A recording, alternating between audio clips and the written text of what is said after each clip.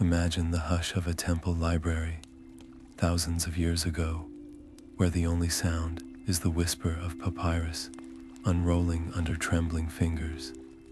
The air is thick with the scent of cedar oil and incense, and the flickering torchlight dances across walls carved with gods and spells older than memory. In this sacred silence, a young scribe named Neferu bends over an ancient text, her heart pounding as she traces the hieroglyphs of the Book of the Dead, a forbidden act that could bring either salvation or ruin. What secrets lie hidden in these sacred words, and what will happen when she awakens forces older than the pyramids themselves? We'd love to know where you're listening from tonight, whether you're curled up under the stars in the quiet hours or drifting into rest as dawn breaks somewhere far away. Tell us in the comments below and let us know what time your journey into this ancient mystery begins. Because tonight, we're stepping into Neferu's sandals, unraveling the same spells that once guided souls through the afterlife. This isn't just a story, it's an invitation to walk alongside her as she risks everything to save her mentor, venturing into realms where magic and mortality intertwine. The Book of the Dead wasn't just a collection of spells, it was a map of the cosmos, a guide to navigating the unseen, and for Neferu, it might hold the key to healing the one person who believed in her. But these texts were never meant for mortal hands. As she whispers the incantations, the shadows around her seem to ripple, as if the gods themselves are leaning closer. What happens when a single human dares to reach for divine power? That's the mystery we'll explore together, passage by sacred passage, as we unlock the wisdom and warnings of the ancients. So settle in, close your eyes, and let the echoes of Neferu's journey carry you into a world where every word has weight, and every choice could change the balance between life and death. The torchlight flickers as Neferu's finger hesitates over a cluster of hieroglyphs, a sequence she's never seen before, pulsing with meaning. The ink seems darker here, as if absorbing the very shadows around her. To walk with the gods in dreams, the passage begins. One must offer truth as incense and the heart as an altar. Her breath catches. This isn't just another spell for safe passage through the afterlife. It's an invitation, a bridge between mortal and divine. But bridges can be crossed both ways. What might follow her back? Her mentor, the High Priest Anku, would know how to interpret such a text. He'd spent decades studying the sacred words, his hands steady where hers now tremble. Yet something coils tight in her chest at the thought of showing him. Would he call it sacrilege, or worse? Would he take the discovery for himself, leaving her once more in the shadow of greater minds? The papyrus seems to hum under her touch, as though the gods themselves are waiting for her choice. And then, a sound, not the rustle of sand against stone or the distant murmur of temple guards. A whisper, low and resonant, threading through the air like a breath through reeds. Neferu freezes. The words on the page haven't changed, yet she swears they now glow faintly, pulsing in time with her heartbeat. Is this a sign or a test? The ancients spoke of traps woven into sacred texts, curses meant to ensnare the unworthy. But what if it's not a trap at all? What if it's a door, cracked open just for her? Her fingers tighten around the scroll. To act alone is to risk everything. Her place in the temple, her very soul. But to hesitate is to let fear silence a voice that might have spoken to her for a reason. The air grows heavier, thick with the scent of myrrh and something older, something that doesn't belong in this world. A choice looms, vast as the night sky, and as the torchlight wavers, Neferu realizes some discoveries aren't meant to be shared. Some paths must be walked alone.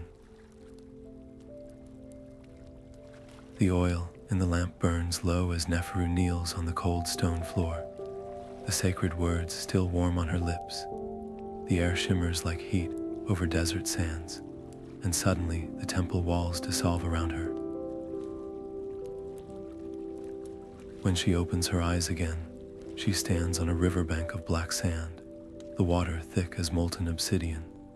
Before her rises a gate taller than 10 men, carved with the faces of forgotten gods. And there, between the towering pillars, a figure waits. Its body is shadow wrapped in golden light, its head the sleek silhouette of a jackal, eyes burning like twin suns. The guardian's voice is the scrape of stone against stone. No soul crosses without the words, "Speak, little scribe, or be swallowed by the dark." Neferu's throat tightens. She knows the book's verses by heart, but here, under that unblinking gaze, her mind goes blank as a fresh papyrus. The sand beneath her feet begins to shift, whispering downward as if the river means to pull her under. Panic claws at her ribs. Was this the trap the old priests warned of? Not blades or poison, but the terror of failing when the gods demand proof. Then a memory. Anku's voice, patient as he guided her through the sacred texts. The words are not just sounds, Neferu. They are ropes thrown across the abyss. She takes a shuddering breath and begins. The first verse spills out haltingly, but with each line, her voice grows steadier. The hieroglyphs she traced by lamplight now glow in her mind, bright as stars. The Jackal-Spirit tilts its head, silent. As she reaches the final invocation, the gate shudders, not opening, not yet but listening. The guardian steps aside just enough to reveal a path beyond, lined with silver reeds that chime like distant bells. "You carry the old words well," it murmurs, "but the Jewat has many gates, and the next keeper will not be so easily pleased." The warning hangs in the air as Neferu steps forward, the sand turning to mist beneath her feet. Somewhere ahead, water laps against a shore she cannot see, and a new challenge waits in the shifting dark. The words catch in Neferu's throat like dried reeds, brittle and breaking. The guardian's eyes flare brighter, and for one terrible moment, the black sand beneath her feet begins to churn, hungry. But then a fragment of an old hymn rises in her memory, one she'd sung as a child to lull the temple's sacred cats to sleep. It isn't the prescribed verse from the Book of the Dead, but the melody fits the rhythm of the spell like a key, turning in a lock. She lets the words pour out, weaving the familiar hymn into the sacred text, her voice gaining strength with each syllable. The jackal-headed guardian goes utterly still. Then, slowly, it inclines its head. Clever little scribe, it rumbles, the sound like wind through tomb passages. The gods respect ingenuity as much as rote memory. With a groan of ancient stone, the massive gate splits down the middle, revealing a path that twists into darkness, lined with ghostly blue lotus blooms that glow faintly, as if lit from within. Neferu steps forward, but the moment her sandal touches the path, whispers rise from the shadows, dozens, hundreds of voices overlapping, some pleading, some mocking. "Turn back before you see what cannot be unseen," sighs a woman's voice, sweet as honeyed wine. No mortal has ever walked this road and returned unchanged. Rasps another, dry as papyrus left too long in the sun. The air grows thick with the scent of funeral herbs, cloying and heavy. Her hands tremble, but she tightens them into fists. This is the Juat, after all, the land of the dead. Did she expect it to welcome her with open arms? The hymns she'd woven together had worked once. Perhaps they would again. Drawing a shaky breath, she begins to sing softly as she walks, letting the melody shield her from the voices. The lotus petals tremble in response, their glow brightening slightly with each step she takes. Yet the further she goes, the heavier the air becomes, pressing against her skin like invisible hands. The path narrows, the once distant river now so close she could touch its Inkai waters. Something moves beneath the surface, not fish, not snakes, but shapes too fluid to name. A cold realization seeps into her bones. This trial isn't just about remembering the right words. It's about carrying them through the dark when every instinct screams to flee. And the real test, she suspects, has only just begun. The air thickens around Neferu as the path bends sharply, the glowing lotus blooms dimming to a faint pulse.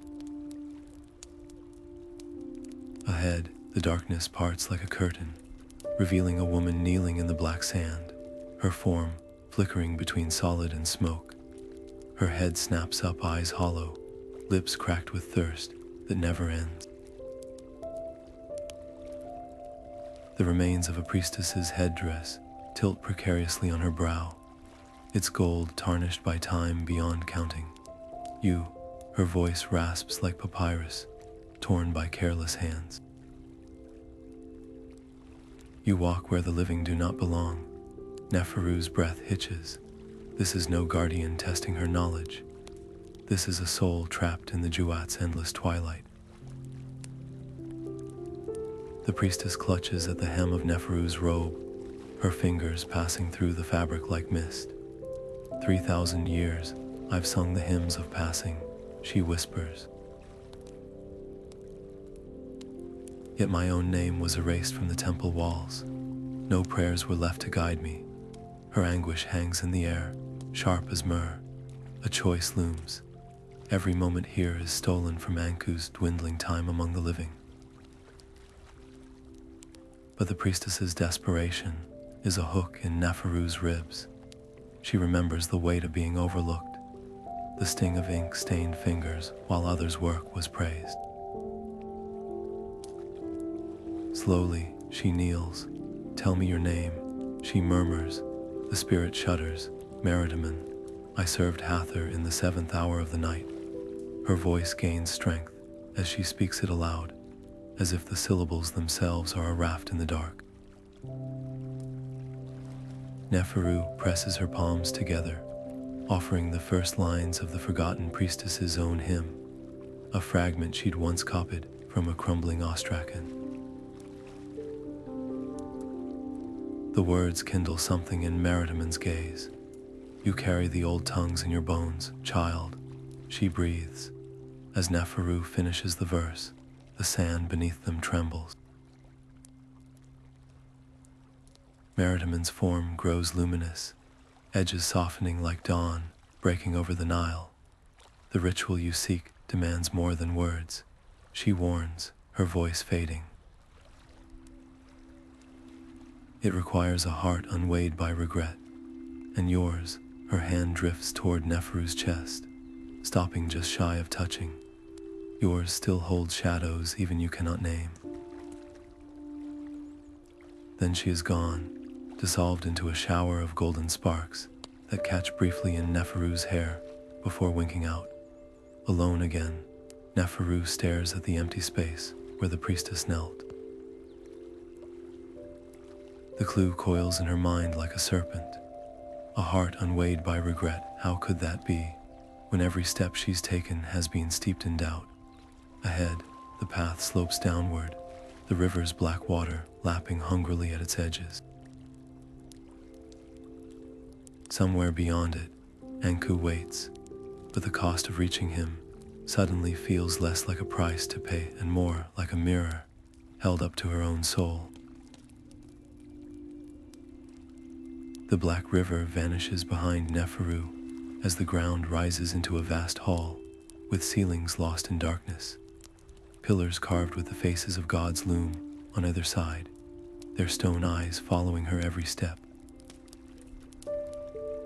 At the center, bathed in eerie golden light, stands the scale, one pan glinting silver, the other empty, waiting.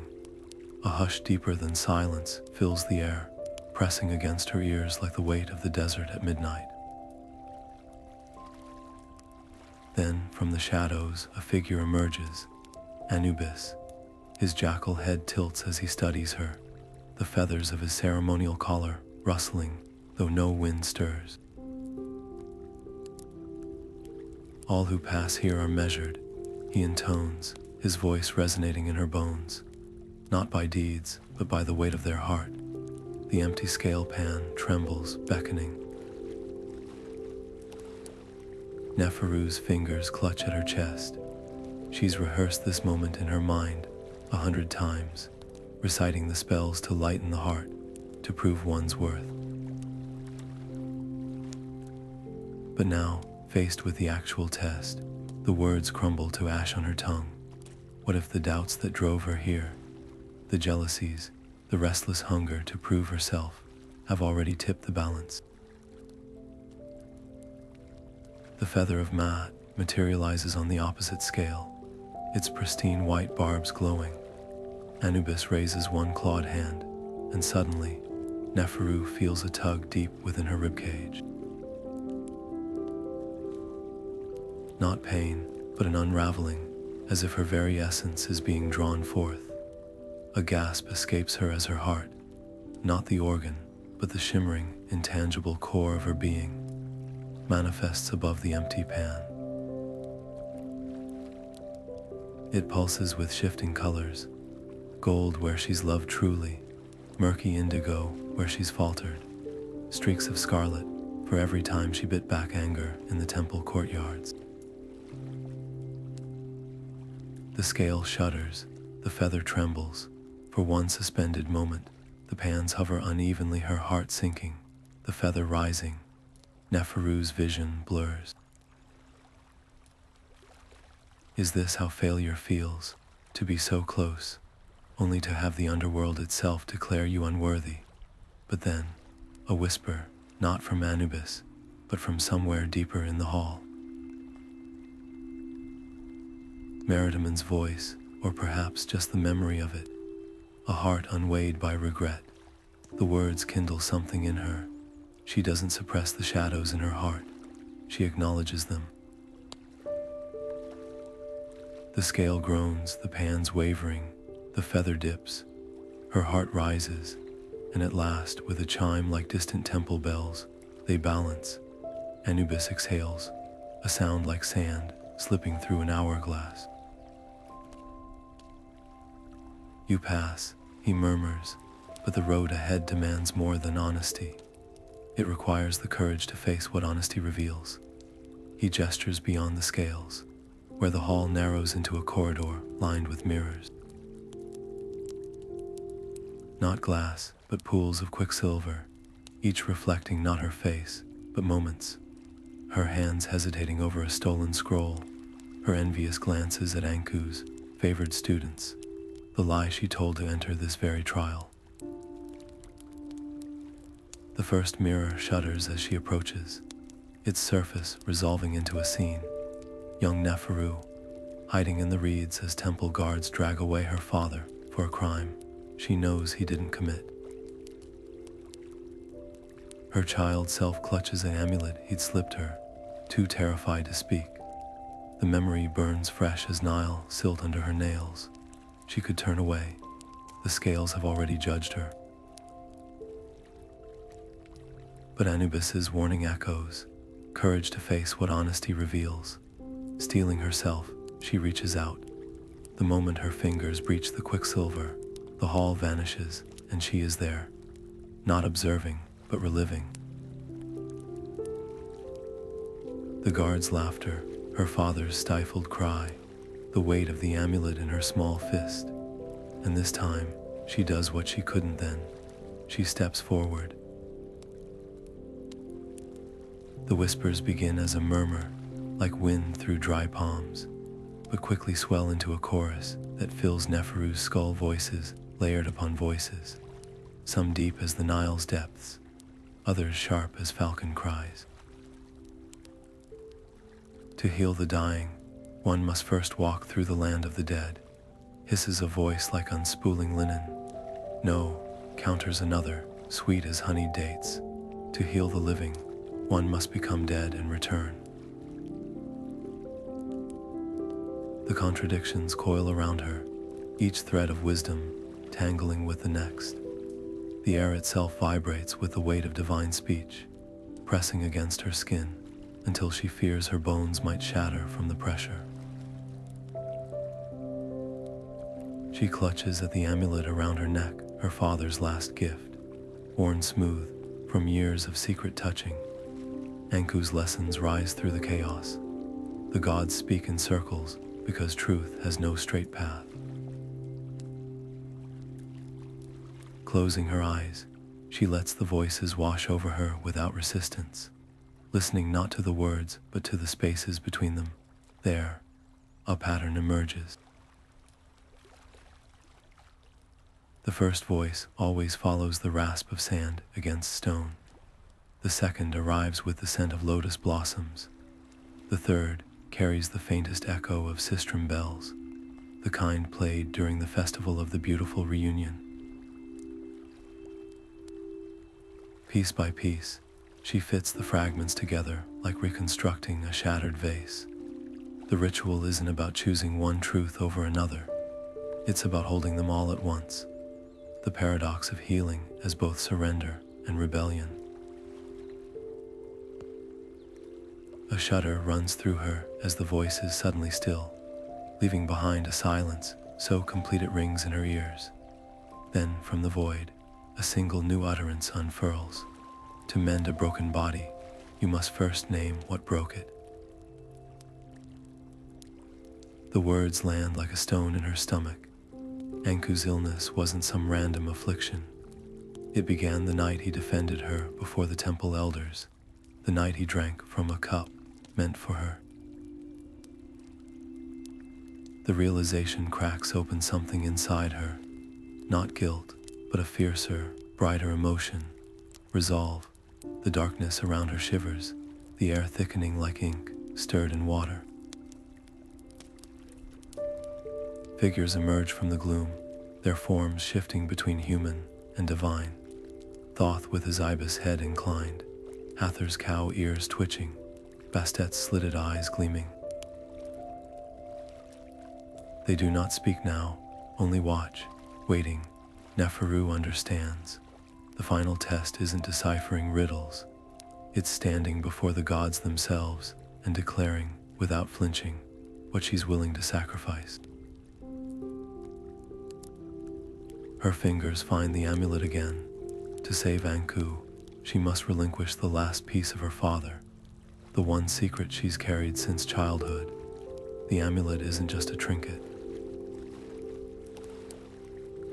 It's proof that her father was framed, that the theft of the sacred jewels was orchestrated by the very priests who now sit in judgment over life and death. Offering it means stripping herself of protection, of leverage, but it also means truth. And truth, she now sees, is the only currency the scales of Mat truly honor. As she pulls the cord over her head, the amulet pulses warm in her palm, its carved scarab glowing faintly. The gods lean closer. The moment stretches, taut as a bowstring. Then, a sound like 1,000 papyrus scrolls unfurling at once. The darkness dissolves into shafts of gold-tinged light, and the path ahead clears at last. leading not deeper into the Juat, but upward, toward the world of the living. Toward Anku, the voices may have fallen silent, but their lesson lingers. Some doors only open when you stop trying to force them and start trusting what you've carried all along. The air in the Juat grows heavier, pressing against Neferu's skin like the hands of 1,000 restless spirits. The path ahead shimmers with a faint, sickly light, revealing not walls or sky, but a swirling void where half-formed faces flicker in and out of existence. The ritual's final condition hangs in the air, a truth she can no longer avoid. To grasp the power to heal, she must first surrender something irreplaceable. Not just any memory, the one that has anchored her since childhood. The night her father pressed the scarab amulet into her palm, his whisper raw with urgency. Keep this hidden, it holds the truth. Her fingers tighten around the amulet now, its edges biting into her flesh. To give it up would be to sever her last tether to him, to the justice he never received. But the Juat doesn't bargain, it demands. The shadows around her pulse in time with her heartbeat, as if the underworld itself is holding its breath. Somewhere beyond this darkness, Anku's life slips away with each passing moment. The irony isn't lost on her. She came to save a mentor, only to be asked to betray a father. A sound breaks the silence, a dry, papery rustling. From the void steps a figure cloaked in tattered linen, its face a shifting mosaic of all the scribes who ever served the gods. Knowledge has a price, little one, it croaks, extending a hand that's more bone than flesh. What will you pay? The question isn't cruel, but matter of fact, like a merchant weighing grain. Neferu's throat tightens. She could lie, offer up a lesser memory, the sting of her first failed translation, the bitterness of temple politics, but the Juat would know. It always knows. The scarab grows warm against her palm, its hieroglyphs glowing faintly, proof of innocence. Her father had called it, the only evidence that could topple the corrupt priests who framed him. Without it, his name remains cursed, his soul unrested. Yet as she hesitates, the void before her ripples, revealing a vision. Anku lying motionless on his pallet, his breath shallow, the healer's charms useless against the poison in his veins. His eyes flutter open, not in pain, but sorrow. You were always meant for more than vengeance. The vision, Anku whispers. The words strike her like a slap. Is that what this has been? Not a quest to heal, but a blade she's been sharpening for years, waiting to plunge it into the temple's heart. The figure in tattered linen tilts its head. Every choice is a kind of sacrifice, it murmurs. The question is, which will you regret less? The amulet's glow intensifies, searing her skin. She could still turn back. Retrace her steps through the Juat, return to the waking world with her father's truth intact. But Anku would die, and the weight of that, the weight of knowing she had the power to save him, and chose not to, would sink her heart straight to the depths of Emmet's jaws when her own time came. A shudder runs through her as she uncurls her fingers. The scarab gleams in her palm, its wings outstretched in eternal flight. Take it, she whispers, not to the linen-clad figure, but to the Juat itself. But let it be known, his name was Pentu, and he was innocent. The moment the words leave her lips, the amulet crumbles to dust, its golden flecks scattering into the void like fireflies. The pain is instant, an immense knot in her hand, but in her mind, as if a hook has been yanked through her memories, unraveling the thread that tied her to that night. The guard's torches dim, her father's face blurs, the terror of hiding in the reeds dissolves like ink in water. She gasps, clutching her head, but it's too late. The memory isn't gone, but altered, the sharp edges smoothed. The urgency faded into something distant, almost dreamlike. The figure bows, paid in full, it intones. Behind it, the void splits open, revealing a pool of water so clear it reflects not her face, but Anku's chamber in the temple, the way back. But as Neferu staggers forward, something else catches her eye. A shadow detaching itself from the darkness, resolving into a familiar shape. Her father, not as she last saw him, desperate and shackled, but as he was in life, smiling, his hands stained with ink from the scrolls he loved. He says nothing, only touches his heart, then points to hers. The message is clear. Some truths don't need proof to endure, and some sacrifices don't erase, they transform. As she steps into the pool, the water closing over her head, Neferu realizes the ritual demanded more than a memory. It demanded she learn the difference between holding on and letting go. Neferu's eyes fly open, as if yanked from the depths of the Nile, her chest heaving like she's run the length of the desert. The cold stone floor of the scriptorium presses against her cheek, real, solid, anchoring. For one disorienting heartbeat, she isn't sure if the Jewat released her or spat her out. Then the scent hits her, cedar oil and stale incense, the familiar musk of parchment and ink. Home, but the air hums with something new, a vibration just beyond hearing, as though the very walls remember where she's been. Her hand flies to her chest, no scarab amulet, only the ghost of its weight against her collarbone. The memory of her father's face wavers at the edges of her mind, half erased yet still aching. But there's no time to mourn what's been surrendered. The ritual steps burn in her mind like freshly inked hieroglyphs, each movement, each syllable crisp and urgent. She scrambles to her feet, knees protesting, and gasps. The papyrus she'd stolen from the forbidden archives now glows faintly, its edges limned in gold, not the warm light of dawn, but something older, something that doesn't belong to this world. The hieroglyphs pulse as she rolls the scroll tighter, their magic seeping into her fingertips like honey. Somewhere in the temple, a water clock drips.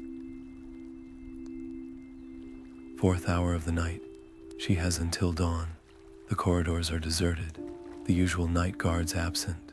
No, not absent, slumped against the walls in unnatural sleep, their chests rising and falling too slowly. The Jewat's touch lingers here, thinning the veil between worlds.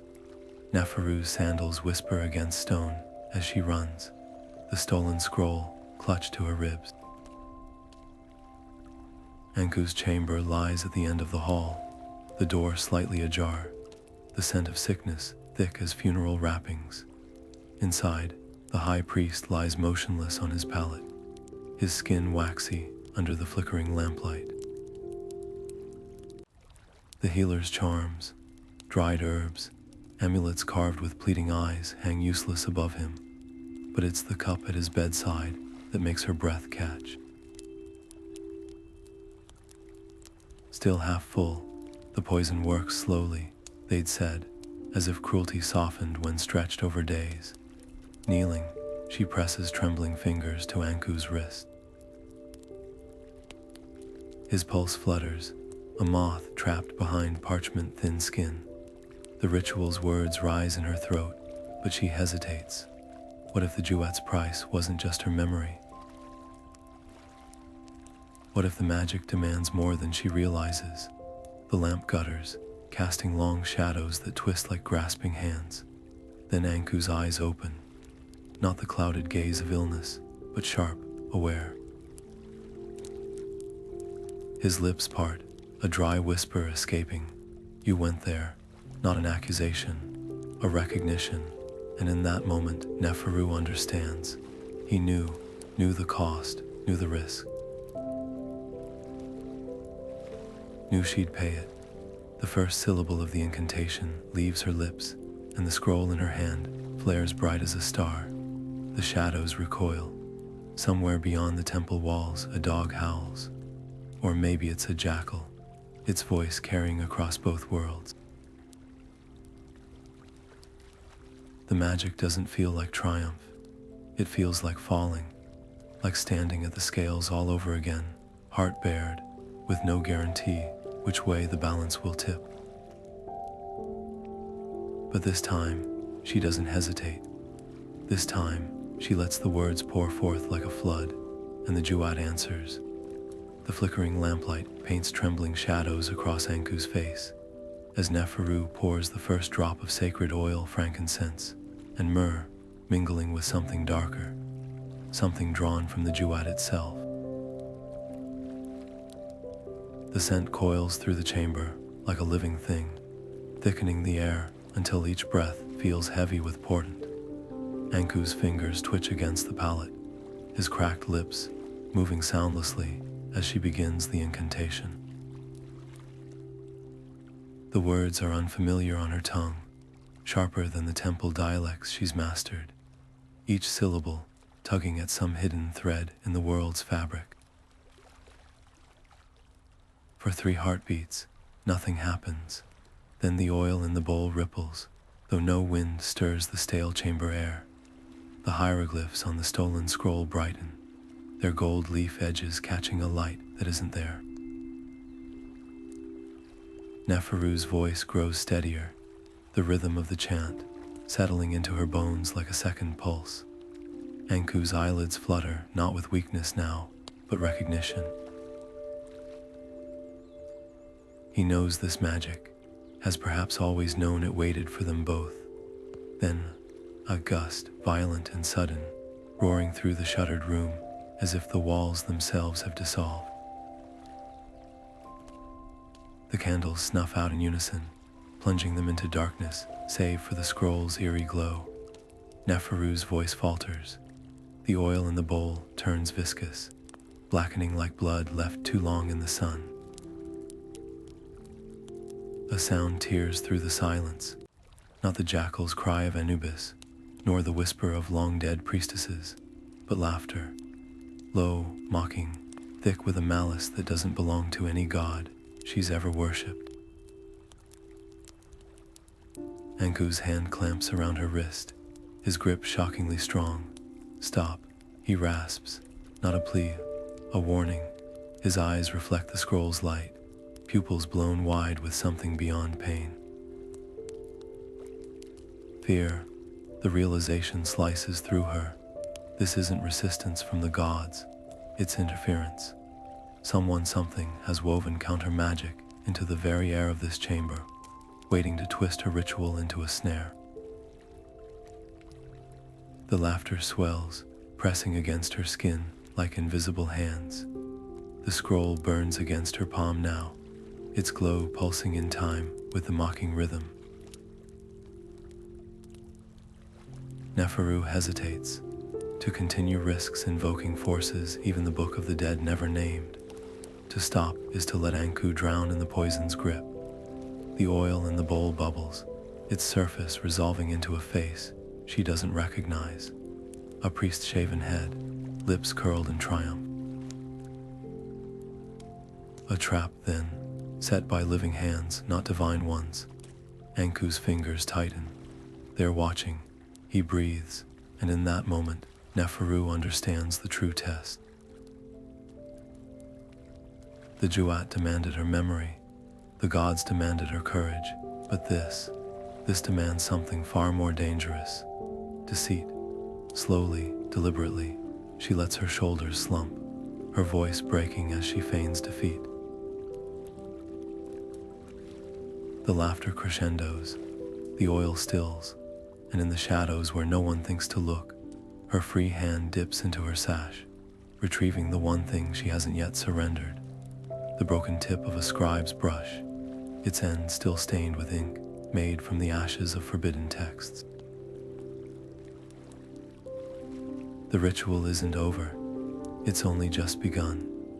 The chamber door crashes open with a force that sends the hanging charms clattering against each other like startled birds. High Priest Jehudi stands framed in the doorway, his ceremonial leopard skin cloak thrown hastily over one shoulder, his chest heaving not from exertion, but fury. The torchlight catches the gold in his crook and flail, turning them into twin snakes of fire as he strides forward. Sacrilege, the word cracks through the air like a whip. You dare plumb the Jewat's depths without sanction. You, a mere scribe. His sandals grind against the stone floor as he advances, each step making the oil in Neferu's ritual bowl tremble. She doesn't rise, can't. The incantation has rooted her to the spot, its power coiled in her throat like a half-spoken secret. Anku's fingers dig into her wrist, a silent plea or warning, she can't tell. Jehudi's shadow falls over them both, his perfume of natron and embalming resins thick enough to choke on. Cease this madness, he hisses, or I'll have you cast into the Red Land with nothing but the jackals to mourn you. The threat hangs between them, ugly and familiar. Exile, the fate reserved for thieves and oath breakers. Neferu's gaze flicks to Anku's ashen face, then to the scroll still glowing in her lap. The magic thrums against her thighs, impatient. She could stop now, roll the papyrus shut, let the high priest drag her away to face the elder's judgment. Anku would die, yes, but quietly, honorably, without dragging her down with him. Jehudi misreads her hesitation. Wise, he murmurs, bending to snatch the scroll. His fingers graze the edge and recoil with a yelp. The hieroglyphs have scorched his skin, leaving blisters in the shape of sacred sigils. His eyes widen. It's true, then. You've touched forces even we cannot control. A breath, a choice. Neferu feels it then. Not fear, but something colder, sharper, clarity. The high priest didn't come to stop her out of piety. He came because she succeeded where his own rituals failed, because the Jewat answered her. The next verse of the incantation leaves her lips before she can reconsider. The oil in the bowl erupts into blue flame, licking up Jehudi's sleeves. He stumbles back, batting at the fire that doesn't burn fabric, only flesh. The mark of a liar's touch, Anku once told her. The high priest's scream is raw with something deeper than pain. Recognition. You don't understand what you've unleashed. He gasps, clutching his blackened hands. The Jewat gives nothing without taking twice over. Neferu meets his gaze over the flames. I know, she says softly. I've already paid. The chamber door slams shut without anyone touching it. The lock clicks not with metal, but with the sound of a scarab's wings folding into stillness. Outside, the wind howls like a thing alive. Inside, the real ritual begins. The golden light swells until it threatens to swallow the chamber whole, pulsing in time with Neferu's chanting. Every hair on her arms stands upright as the air crackles with energy, thick enough to taste, like lightning about to strike, like the moment before a sandstorm swallows the horizon. High Priest Jehudi stumbles against the far wall, his face a mask of awe and terror as the shadows behind him writhe, stretching into forms too vast for mortal eyes. A jackal's muzzle here, the curve of a vulture's wing there, the glint of a crocodile's scales, gods gathering at the edges of vision, drawn by the scent of a promise kept. Neferu's voice never wavers, though her throat burns as if filled with desert wind.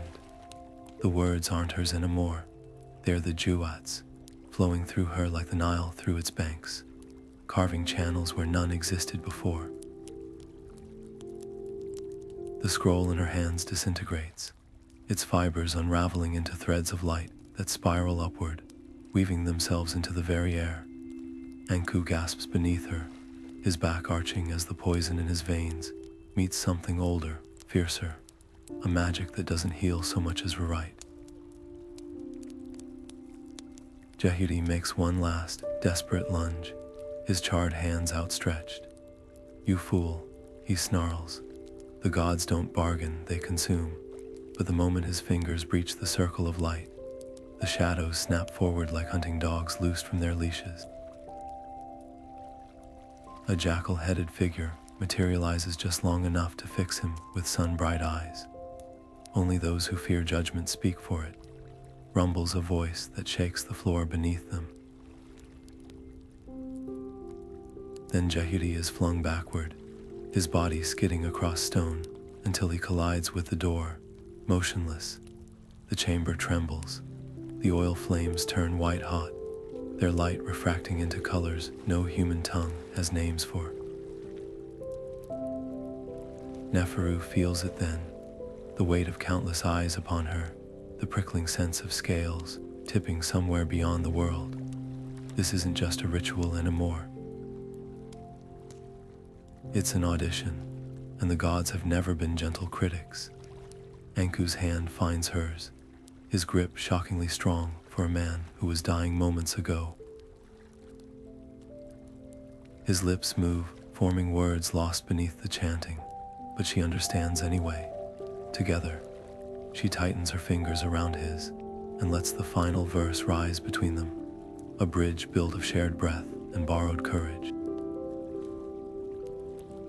The light contracts, then explodes outward in a wave that washes everything away. The chamber, the scroll, even the sound of her own voice. For one endless instant, there's only silence. Then, a single resonant note, like a harp string plucked in the halls of Osiris. The light recedes, pooling at Neferu's feet like water after the flood. The chamber looks ordinary again, the walls bare, the oil bowl empty. But Anku sits up, his skin no longer waxen, his eyes clear as the dawn sky after a storm. And curled in the ashes of the scroll lies something small and glinting, a scarab amulet, its wings slightly chipped, its golden surface warm to the touch. Neferu reaches for it, her fingers trembling. The Juat never gives without taking, but sometimes, if you're very lucky, it gives back differently. Anku's first breath is a shuddering gasp, his chest rising as if surfacing from deep water. The sickly pallor of his skin melts away, replaced by a warmth like sunlight on the Nile at midday. His fingers twitch against the pallet, then grip Neferu's wrist with startling strength, alive, unmistakably alive. But the triumph is hollow. A jagged emptiness splits through Neferu's chest, sharp as a shard of broken pottery. The memory, her father's face, his voice, the weight of the scarab in her palm, is gone. Not faded, not distant, erased. The price settles into her bones, heavier than she'd imagined. She sways, the chamber tilting around her. The oil lamp's flame blurs into streaks of gold as her knees strike stone. The exhaustion isn't just physical. It's as if the Juat has taken a handful of her soul and left the edges raw. Across the room, High Priest Jehudi staggers to his feet, his charred hands forgotten, his eyes wide with something beyond awe. Terror, or perhaps envy. No scribe should wield such power, he whispers, but the words lack conviction. They both know the truth now. The gods don't choose by rank. They choose by readiness. Anku struggles upright, his movements clumsy with newborn strength. His gaze locks onto Neferu's, and in that look passes an understanding too vast for words. He knows what she's sacrificed, and worse, he knows she'd do it again. His hand finds her shoulder, steadying her as the world threatens to dissolve into spots of darkness. The scales balanced, he murmurs, but the reckoning isn't over. Outside, the wind howls through the temple colonnades, carrying with it the scent of lotus blossoms and something older, the musk of animal fur, the metallic tang of the embalmer's tools. The gods have noticed, not just Anubis or Thoth, but the quieter ones, the ones who lurk at the edges of prayers. Neferu's skin prickles. The ritual may have ended, but the door she opened hasn't fully closed. Jehudi backs toward the exit, his ruined hands pressed to his chest. This isn't finished, he hisses, but his voice cracks. He's no longer threatening. He's pleading. Neferu watches him go, too drained to care. Let him run to the elders.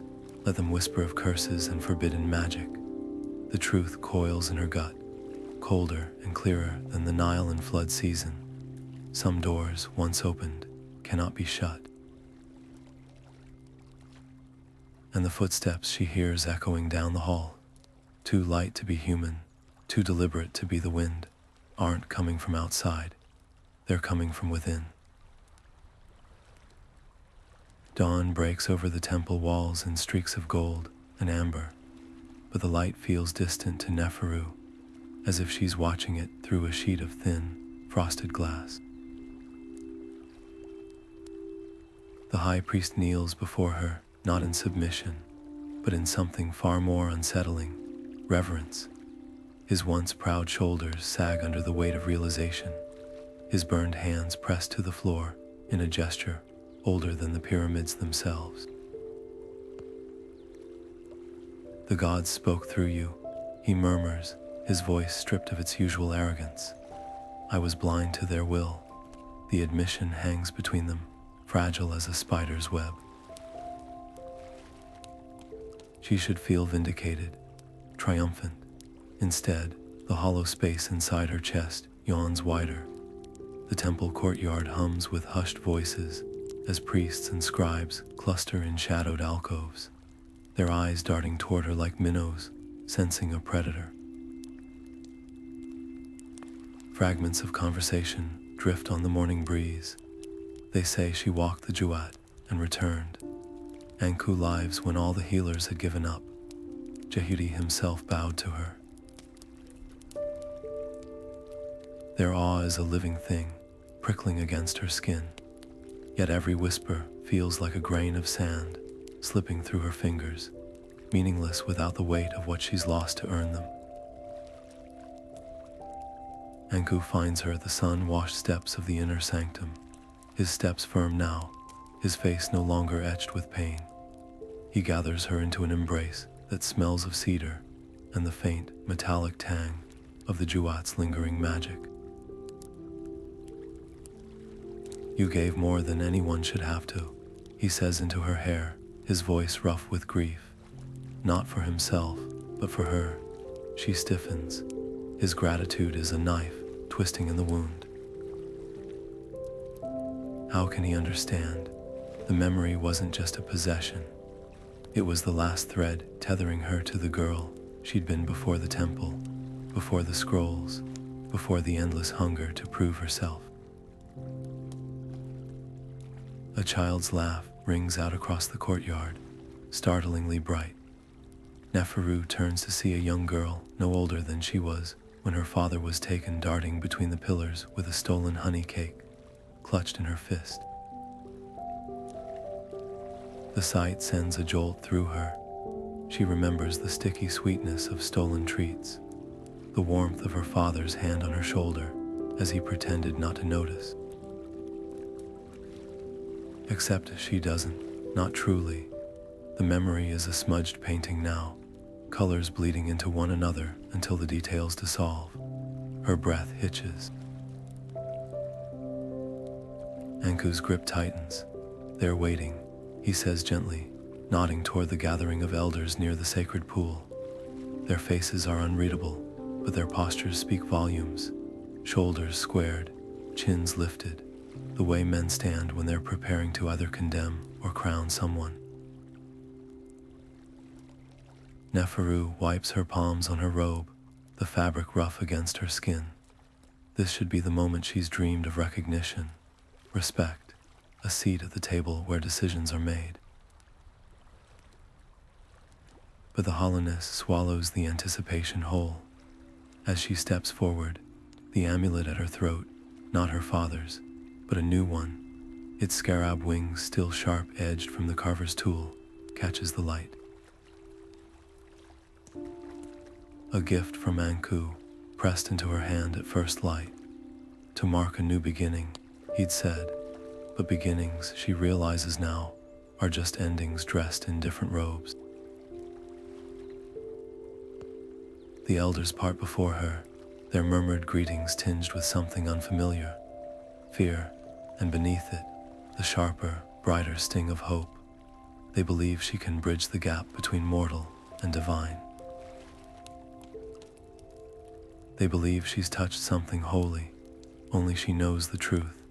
The Juat didn't make her sacred, it made her empty, and as the first elder bows his head, she wonders if this relentless, echoing absence is the real price the gods demanded all along. The dream comes on the wings of a desert wind, carrying the scent of papyrus and myrrh. Neferu stands on the banks of a river wider than the Nile, its waters black as polished obsidian, yet shimmering with reflected starlight. Above her, the sky stretches endlessly, not the familiar dome of night, but a vast, inverted bowl of swirling colors: indigo bleeding into gold, emerald into violet, hues no mortal eye has ever seen. And there, cutting through the celestial currents, a boat of beaten silver glides toward her, its prow carved into the shape of a falcon's head, eyes gleaming with stolen sunlight. A figure stands at the helm, his form shifting between man and myth. One moment, a pharaoh in regal headdress, the next a jackal-headed god, then a being of pure light, featureless and radiant. His voice is the whisper of reeds at dusk, the crackle of torch flames, the echo of 100 priests chanting in unison. You think the scales balanced when your heart was weighed, he murmurs, but the Juat is never done with those it marks. The words settle over Neferu like a shroud, heavy with portent. The boat drifts closer, its hull silent against the water. Now she sees it's not empty. Shadows crowd the deck, figures with faces half-formed, their outlines blurring like ink spilled on wet parchment. Some wear the garb of priests, others the simple linen of farmers or the armor of long-dead warriors. Their mouths move in unison, but no sound emerges. Only the god's voice fills the air. They too bargained with the underworld. They too believed the price was paid. A cold finger of dread traces Neferu's spine. She knows these souls, or rather, she knows what they represent: the forgotten, the ones who reached for divine power and vanished into the gaps between stories. The boat's silver hull darkens as it nears, tarnishing before her eyes, its brilliance eaten away by something unseen. The god extends a hand, not an invitation, but warning. Your trials have only begun, scribe. The Jewat gives nothing without reclaiming it twice over. Then, a sound like shattered glass. The river boils, the sky fractures. Neferu wakes with a gasp, her fingers clawing at her chest, where the scarab amulet once lay. Dawn's first light stains the temple walls, but the dream clings to her, its edges still sharp, its warning echoing in her bones. Anku finds her at the window, her face turned toward the horizon, where the dream boat vanished. He doesn't ask. He doesn't need to. The look they share is older than words, the understanding of those who have walked the razor's edge between worlds and lived to whisper of it. The gods rarely speak plainly, he says at last, his voice rough with sleep. But when they do, it's never for comfort. Neferu watches the sun climb higher, gilding the temple's highest spires. Somewhere beyond the waking world, a silver boat sails on, its shadow growing longer with each passing moment. She touches the new amulet at her throat, its edges biting into her palm. The dream wasn't just a vision, it was a map, and the path it charts leads deeper into the dark than she's ever dared to go. The first light of dawn spills across the temple courtyard like molten gold, painting the sandstone pillars in hues of fire and honey.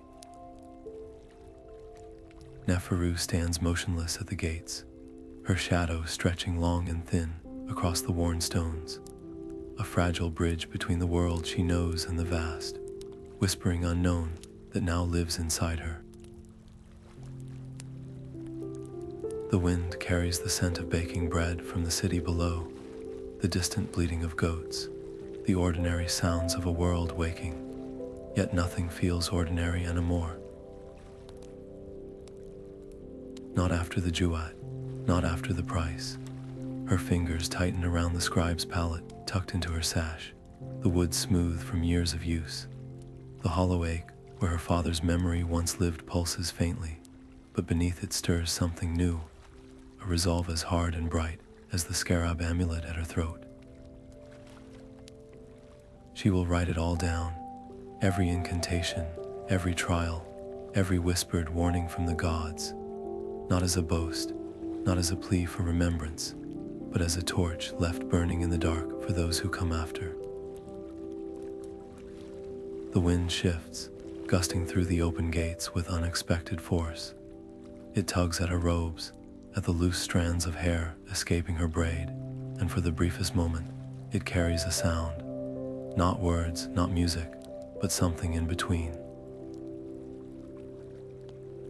A resonance that vibrates in her ribs, in the space behind her eyes. Approval, a warning, the gods, she's learned, rarely bother with clarity. A priestess passes by, her arms full of fresh lotus blossoms for the morning offerings. She pauses, her gaze lingering on Neferu's face, and for a heartbeat, there's a flicker of recognition in her eyes, not of the scribe who once blended into the temple's shadows, but of someone altered. Marked, the woman presses her palms together and bows slightly before moving on, leaving Neferu alone again with the sunrise and the weight of her vow. The first rays of sun crest the eastern hills, striking the temple's golden capstone with a brilliance that makes her eyes water. Or perhaps it's not the light at all. Perhaps it's the realization settling into her bones. Some paths aren't chosen, they're revealed, and once seen, they cannot be unseen. She turns her face to the warmth, letting it dry the salt on her cheeks, and steps forward, not toward the scriptorium, not toward the sanctum, but to a quiet corner of the courtyard where a fresh roll of papyrus waits, its blank surface hungry for truths only she can tell. The ink dries on the final line of Neferu's manuscript with a quiet finality, the hieroglyphs crisp and dark against the aged papyrus. Her hands, once smooth and unmarked, now bear the grooves of decades, calluses from endless writing, faint scars from candle burns earned during long nights, bent over sacred texts. The library air, thick with the scent of cedar oil and sun-warmed parchment, hums with a stillness that feels less like absence and more like anticipation. She leans back in her chair, the wood creaking softly, and surveys the stacked scrolls before her. Not just copies of the Book of the Dead, but something far rarer, a living key to its mysteries, woven from her trials, her losses, the very breath the Jewat stole and returned. A draft stirs the hanging lamps, making the shadows sway like restless spirits. Neferu doesn't startle. She's long since learned to recognize the presence of things that don't belong to this world. Slowly, she turns. There, between the towering shelves, the air ripples like heat over desert sands. The jackal-headed spirit steps forward, its form neither solid nor mist, but something in between, a memory given shape. Its golden eyes, twin embers in the dim light, hold no judgment now, only a quiet intensity that makes the scarab amulet at her throat grow warm. No words pass between them. None are needed. The spirit's gaze flicks to the completed manuscript, then back to her face. A nod, slight but deliberate, as if sealing a pact written in some language older than hieroglyphs. In that gesture, Neferu sees the truth. Her work isn't just a scholar's labor. It's a thread spun across worlds, a bridge for those who will walk the path after her. The spirit's edges blur, dissolving into the shadows between the scrolls, but the weight of its acknowledgment lingers, settling into the parchment, the ink, the very bones of the library. Neferu exhales, the sound loud in the sudden stillness. Outside, the sun dips toward the horizon, painting the library walls in hues of amber and rust. Somewhere in the temple, a novice scribe stumbles over a translation. A priestess lights the evening incense. A guard shifts his weight at his post, ordinary moments, in an unbroken chain, stretching back centuries. But here, in this quiet corner, something extraordinary has taken root. Not just a book, but a testament. Not just a life's work, but a beacon. She runs her fingers over the manuscript's edge, feeling the faint pulse of something beyond paper and ink. The Jewat never truly releases those it touches. It only changes the shape of their service. And as the first stars prick through the twilight, Neferu smiles, knowing the real work is just beginning. Neferu walks the winding paths of the temple gardens, her sandals whispering against sun-warmed stone. The evening air carries the scent of blooming blue lotuses, flowers that close at dusk, only to reopen at dawn, eternal in their cycle. She pauses by the sacred pool, watching moonlight ripple across its surface like liquid silver. The reflection staring back is older now, the girl who once trembled over forbidden scrolls, replaced by a woman whose eyes hold shadows no mirror can capture. The memory of her father remains lost, a hollow space she's learned to carry like a missing tooth, always noticed by the tongue, yet no longer raw with absence. A breeze stirs the papyrus reeds, their dry rustle blending with the distant murmur of priests chanting the evening hymns. The sound wraps around her like a familiar shawl. Once she might have joined them, her voice rising with theirs in perfect devotion, but the Jewat changed that. It changed everything. Now, when she sings, there's an undercurrent the others cannot hear, a resonance that hums beneath the words, threading them with something older than melody. The gods' language, perhaps, or simply the weight of having stood before them and survived. Her fingers drift to the scarab amulet at her throat, its edges worn smooth by years of touch. Not her father's, but its own kind of anchor, proof that some losses birth new things, not replacements, but continuations. The manuscript she's spent a lifetime crafting lies safe in the temple archives now, its words a bridge between worlds. Let others call it scholarship. She knows the truth. It's a love letter to the forgotten, a map for those who will one day walk the same razor's edge between mortal and divine.